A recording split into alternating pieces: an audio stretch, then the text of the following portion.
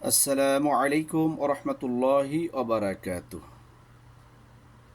ইন্নাল হামদালিল্লাহ ওয়াসসালাতু ওয়াসসালামু আলা নবিয়িনা মুহাম্মদ সাল্লাল্লাহু আলাইহি সাল্লাম ওয়া সাহবিহি ওয়া মান তাবিআহু বিইহসান ইলা ইয়াউমিদ্দিন। আম্মা বাদ।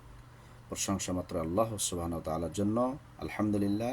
প্রিয় নবীর প্রতি দরুদ পাঠ করি। আল্লাহুম্মা সাল্লি আলাইহি আল্লাহুম্মা বারিক আলাইহি। মৃত্যুর পর যে 10জন ব্যক্তির দেহ পচবে না: এক, নবীগণ; দুই, যারা শহীদ হয়েছেন তারা; তিন, যোগ্য ন্যায়পরায়ণ যোগ্য এবং হক আলেম; চার, গাজী যে যুদ্ধের ময়দান হইতে ফিরে এসেছে, অর্থাৎ গাজী হয়ে ফিরে এসেছে যুদ্ধ করে; পাঁচ, সেই কোরআনের হাফেজ যার দিলে 30 পারা কোরআন হেফজ অবধারিত থাকবে; ছয়, সে নেককার মুয়াজ্জিন যে তার জীবনকে